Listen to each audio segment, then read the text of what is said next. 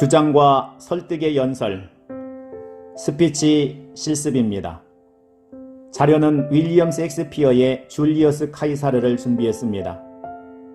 윌리엄 셰익스피어가 프루타르크 영웅전에서 취재해 1599년경에 쓴 작품입니다.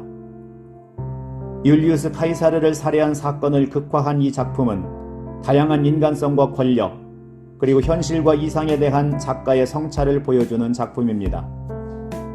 여기에서 브루투스와 안토니우스의 연설을 활용해서 스피치 연설 실습을 해보겠습니다. 이 작품에서 말의 힘을 느껴보십시오.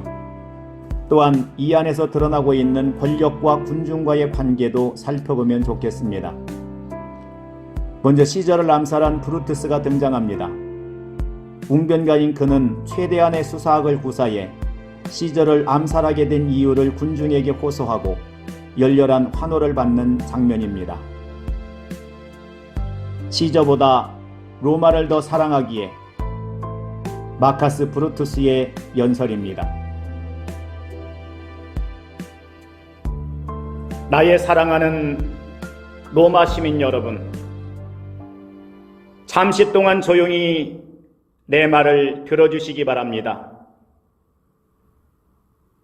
내 인격을 믿고 내 명예를 생각하여 이 브루투스의 말을 의심치 마십시오. 여러분은 잘 분별하는 마음으로 냉정하게 내 말의 옳고 그름을 판단해 주시기 바랍니다. 만약 여러분 가운데 시저를 사랑하는 분이 계신다면 이 브루투스가 시저에 대한 사랑은 결코 그분들에게 뒤지지 않는다는 사실을 말씀드리려 합니다. 이렇게 말씀드리면 여러분이 그렇다면 무슨 까닭으로 시저를 죽였느냐고 나무랄 것입니다. 시저를 사랑하는 마음이 모자라서가 아니라 로마를 사랑하는 마음이 더욱 컸기 때문입니다. 이것이 나의 대답입니다. 여러분은 시저가 살아있음으로 해서 로마 사람들이 노예가 되는 것을 원하십니까? 시저가 죽음으로써 로마 사람들이 자유의 인민이 되는 것을 원하십니까? 나는 시저가 나를 사랑했기에 그를 위해 눈물을 흘리는 것입니다. 그는 용감했기에 나는 그를 존경합니다. 그러나 그가 야심을 품고 있었기 때문에 눈물을 흘리면서 그를 죽였습니다. 야심에 대해서는 죽음이 있을 따름입니다.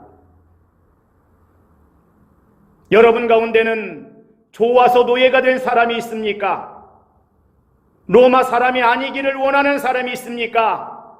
나라를 사랑하지 않는 사람이 어디 있겠습니까?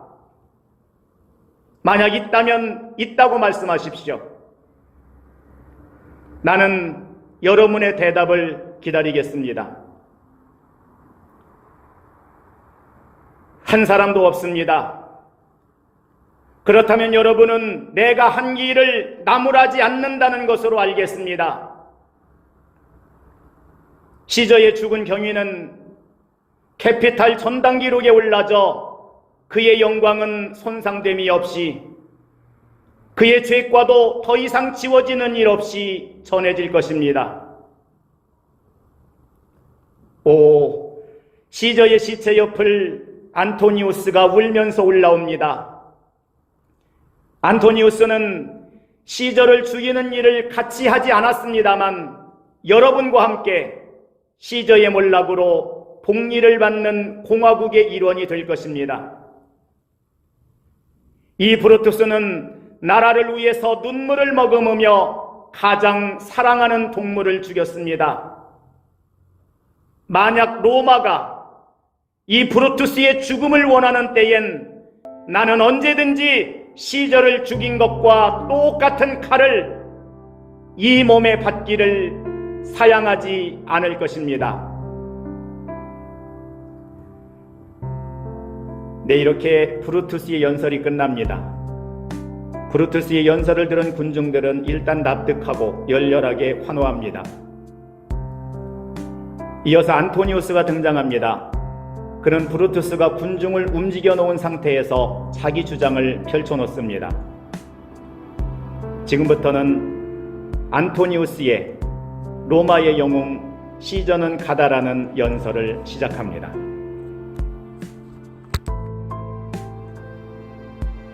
나의 사랑하는 로마 시민 여러분,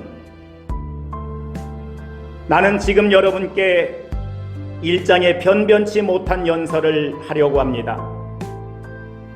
잠시 동안만 조용히 들어주시기 바랍니다. 물론 나는 여기에서 시저의 위대한 고문을 이러니 저러니 말해 감히 그를 두둔할 생각은 없습니다. 단지 그의 죽은 시체를 장사 지내고자 하는 바입니다. 옛말에 좋은 일은 문 밖으로 나가지 않으나 나쁜 일은 천리를 달린다는 말과 같이 나쁜 일로 죽은 뒤에는 길이 세상에 남는 것이지만 착한 일은 종종 지하 삼척의 백골과 같이 매장되고 또 알려지지 않는 수가 많습니다. 저 시저에 대해서도 또한 그렇게 말씀드린다고 해서 어긋나는 말이라고는 할 수 없을 것입니다. 성실하고 현명한 브루투스는 시저는 악한 마음을 품고 있는 사람이다 라고 말했습니다. 그와 동시에 그 과오가 있기 때문에 상상할 수도 없는 최후를 마친 시저의 죽음도 또한 참으로 통탄스럽고 비참하지 않습니까? 브루투스 씨를 비롯해서 이번 의거에 가담하신 여러분은 누구나 부모 지정으로 나라를 염려하시는 정의의 의사들입니다. 그러므로 나에게 맥이 끊어진 시저의 업적을 애도하고 아울러 나의 흉금을 털어놓을 기회를 허락하신 겁니다.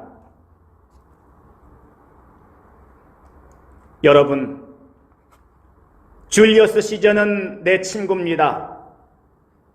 그는 다른 사람에게는 몰라도 나에게 대해서는 무슨 일이고 신용을 어긴 일이 없었고 또 의리를 잊은 일도 없습니다.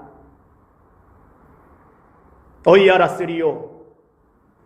브루투스 씨 말씀에 의하면 그는 악심을 품고 있는 인물이라는 것을. 여러분도 아시다시피 브루투스는 성실하고 현명한 분입니다. 그런데 시저는 어땠습니까? 사방에서 야만인들을 토벌할 때마다 포로로 잡은 노예들은 막대한 상금과 받고 한 푼도 사사에 쓰지 않고 그 전부를 국고에 바쳤습니다. 이것이 과연 나쁜 마음이겠습니까? 부당한 일이겠습니까? 식량이 없어 빈 뒤집바닥을 두드리며 배고파오는 가난한 사람들의 소리를 들으며 시저는 함께 울었습니다. 이것이 과연 나쁜 마음이겠습니까? 부당한 말입니다. 그가 그 성품에 조금이라도 인색하고 잔인해지지 않는다면 결코 나쁜 마음을 품을 수는 없을 것입니다. 그러나 할 수 있다고 말씀하신 브루투스 씨는 현명하신 분입니다.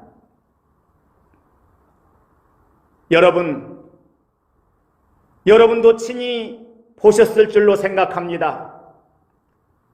며칠 전에 루퍼칼 축제일에 내가 3번씩이나 로마 제국의 왕관을 시저에게 바쳤으나 그는 3번 다 이를 거절하지 않았습니까? 단연코 물리치지 않았습니까? 여러분, 이래도 시저에게 나쁜 마음이 있다고 말씀하시겠습니까? 그러나 있다고 말씀하신 브루투스 씨는 의심할 여지도 없이 여러분이 벌써부터 아시는 바와 같이 현명하신 분입니다.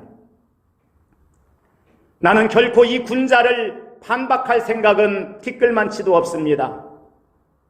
다만 나는 내가 보고 들은 바에 따라서 중심으로 우러나오는 소리를 여러분께 전할 뿐입니다. 여러분은 일찍이 시절을 경외하신 분들이 아니십니까? 만약 존경하고 사랑했다면 거기에는 반드시 이유가 있었을 겁니다. 일찍이 이유가 있어 경외한 이상엔 그가 탄말마의 목숨을 끊겼는데도 한 방울의 눈물도 없음은 도대체 무슨 까닭입니까? 나는 참으로 괴상스럽다고 부르짖고 싶습니다. 자식을 잃으면 어버이가 이를 슬퍼하고 어버이를 잃으면 자식은 슬픔에 잠길 겁니다. 이것이 인간의 부자 간의 지극한 정입니다. 창창한 맑은 날은 벌써 흐려졌는가? 모든 소리는 그림자를 감추고 흔적도 없어졌단 말입니까? 나는 죽어가는 그를 추도한 나머지 혼이 빠져서 거의 말조차 하지 못할 지경입니다. 귀훈이 빛나며 어제까지도 도도하던 시저의 시체에 대해서 지금은 저 불황자들까지도 경의를 표하지 않으니 손바닥을 내놓으면 비가 되고 손등을 내놓으면 구름이 되는 세상입니다. 이것은 너무도 심한 뒤바뀜이 아니고 무엇이겠습니까? 그렇다고 해서 어찌할 수는 없는 일입니다. 여러분, 만약 안토니우스가 만강의 의분을 털어놓음으로 말미암아 여러분의 마음을 자극한다면 그것은 곧 브루투스 씨를 무고하는 것이 됩니다. 여러분도 아시다시피 이분들은 모두 정직하고 정당한 지사들이고 어진 사람임에 틀림없습니다. 이러한 지사 현인을 무고하거나 비방하는 짓은 나의 바라는 바가 아닙니다. 이러한 지사 현인들을 비방하느니 오히려 참고 꺼림없이 죽은 분을 욕하고 또 제 자신의 명예를 훼손하는 편이 나을 겁니다. 시비가 분명치 못하고 어찌할 수 없는 허망한 자라고 후세 사람들에게 욕먹을 것을 뻔히 알면서도 모른 채 하고 가만히 있는 편이 낫습니다. 그러나 여러분, 여기에 시저가 손수 쓴 로마 시민들에게 드리는 유서가 있습니다. 나는 이것을 그가 언제나 가지고 다니는 손가방 속에서 발견했습니다만 나는 결코 이 유서를 읽지 않겠습니다. 만약 이 유서를 여러분이 아신다면 여러분들은 반드시 슬픔과 기쁨의 칼피를 잡지 못한 채 시저의 시체를 껴안고 칼 맞은 상처에 입을 맞출 겁니다. 신성한 서녀를 손수건에 묻혀서 자자손손에게 전하여 홍은의 기념물로 삼을 겁니다. 머리카락 한 올이라도 싸워가며 손에 들고 제각기 기쁨의 눈물을 머금을 것입니다. 오 여러분,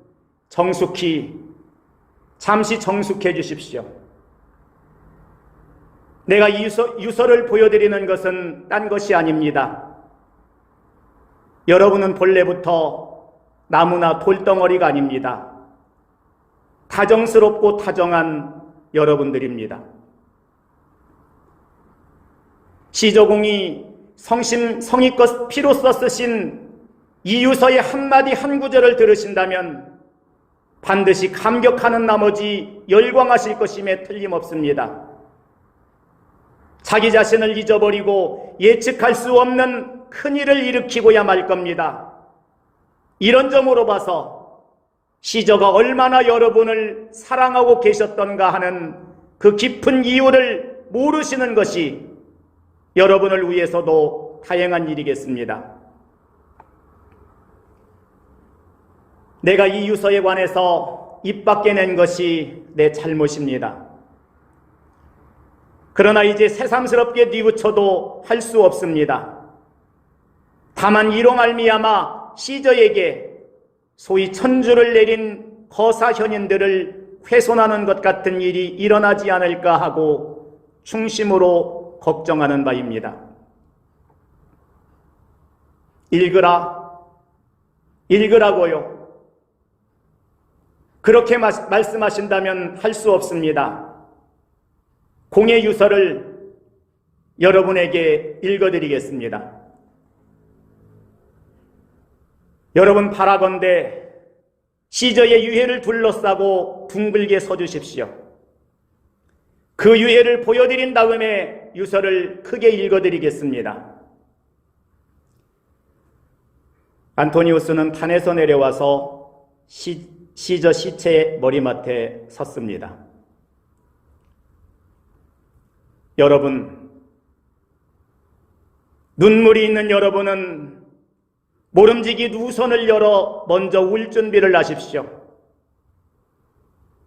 여러분은 이 시저공의 우쩌고리를 잘 아실 것입니다.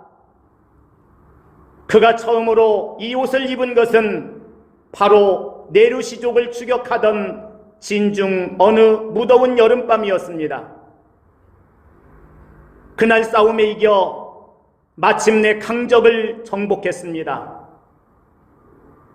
그 기념이라고도 할 이 우쩌고리를 여러분 보십시오. 무참하게도. 자, 이 상처는 카시아스의 탄도 흔적이고 카시아스의 질투의 칼이 단 흔적입니다. 그리고 이 상처는 시저가 자기 자식과 같이 사랑한 저 브루투스가 불인스러운 칼로 이렇게 마구 찌른 것입니다. 브루투스의 불이 난 단도는 바로 들어가서 단도를 빼자마자 시저공의 진중우욱하는 생각으로 가득 찬 피는, 온몸의 피는 줄줄 흘러나왔던 것입니다. 아, 이 핏자국, 나의 기억으로는 공은 브루투스 씨를 둘도 없는 인물로 생각하고 항상 끊임없는 총애를 베풀었건만 어제의 동무는 오늘의 적이니 이 브루투스의 불이 난 짓에 분명코 인간 세상을 저주하셨을 겁니다. 그리하여 반석 같은 큰 뜻도 밑으로부터 허물어지고 죽음을 각오하신 겁니다. 천만 사람이 있을지라도 나는 나아가겠다고 한 옛말과 같이 강직하고 용감한 시저도 자기 자식과 같은 브루투스 씨의 불이 난 칼에 대항할 만한 용기는 없었던 것입니다. 사실 시저는 기르는 개에게 물린 셈입니다. 나는 믿습니다. 이렇게 수없이 많은 상처 가운데서 이것이 어느 것보다 더 중한 치명상이라는 것을. 그리하여 날랜 영웅은 저고리로 얼굴을 덮은 채 피벼락을 맞으며 허무한 최후를 마친 것입니다. 여러분, 이것은 과연 무슨 징조입니까? 개인의 불행뿐이 아닙니다. 한번 쓰러짐에 이렇게 말하는 나는 물론이요, 여러분 전체의 불행입니다. 공의 최후는 따져볼 나위도 없이 로마 시민의 최후입니다. 여러분, 태양은 떨어져 로마는 암흑세계로 됐습니다. 불이 불법한 역도는 도처에서 횡행활보하고 있지 않습니까? 오 여러분, 우십시오. 우십시오. 목 놓아 우십시오. 이야말로 사내다운 눈물입니다. 여러분이시여, 나의 사랑하는 여러분, 여러분은 경솔한 행동을 삼가지 않으면 안 됩니다. 도대체 이 참사를 일으킨 그들은 모두 존경할 만한 지사들입니다. 그 사이에 어떠한 정신이 담겨 있는지는 나의 알 바가 아닙니다만 여러분들에게는 그들은 어떻든 명백히 고백하겠지요. 나는 결코 여러분의 마음을 움직이려고 한 것이 아닙니다. 나는 원래 브루투스 씨와 같은 웅변가는 아닙니다. 여러분이 아시다시피 우위에 사로잡히기 쉬운 소박한 성품입니다. 이 점을 잘 아시는 만큼 브루투스 씨 편 사람들은 이 단상에 올라오는 것을 내게 허락한 겁니다. 나는 재주도 없고 지혜도 없고 또 말주변도 없습니다. 말소리도 나쁩니다. 그러나 나는 단지 사실을 사실대로 말씀드리는 것뿐입니다. 만약 브루투스 씨와 같은 말주변이 있다면 가슴속 깊이 파고 들어가서 흥분된 피를 끓게 하고 무심한 조각지라도 분개케 할 것입니다. 아니, 분개시키지 않고는 견디지 못할 겁니다. 여러분은 너무 열광한 나머지 잊어버리고 있습니다. 자필로 쓴 유서라는 것은 이것입니다. 모든 로마 시민 한 사람마다 일금 75 드라크마를 드린다. 그리고 자기 소유인 타이버 강가에 있는 모든 장원 별저, 기타 신설한 전원을 모두 로마 시민들에게 양도하여 자자손손이 유람 오락하는 장소를 삼게 하라고 써 있습니다. 일대의 영웅은 이제 가고 없습니다. 로마여, 그대는 또 어느 때에 이르러 이러한 영웅을 다시 맞이할 수 있을 것인가? 네, 이렇게 브루투스와 안토니우스의 연설을 들으셨습니다. 여기서 내용을 다시 한번 살펴보겠습니다. 먼저 브루투스가 등장했습니다. 그의 호수에 의하면 시저는 황제가 되고자 하는 야망을 가졌다. 그렇기 때문에 독재의 위기에서 국민의 자유를 지키기 위해 할 수 없이 시저를 살해한 것이다.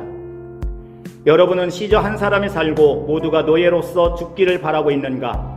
스스로 노예의 신세를 바라는 사람이 있는가? 로마 사람이 아니기를 바라는 사람이 있는가? 만약 있다면 대답하라. 이것은 일종의 협박입니다. 여기서 누가 감히 있다고 대답하겠습니까? 사실 브루투스의 호소는 트릭으로 장식되어 있습니다. 시저가 황제가 되면 모두가 노예가 된다는 근거는 되지 않았습니다. 단순한 상상을 사실인 것처럼 호도하고 있습니다. 그런데도 민중은 이 호소에 움직이고 열렬한 환호성과 함께 브루투스를 지지하는 겁니다.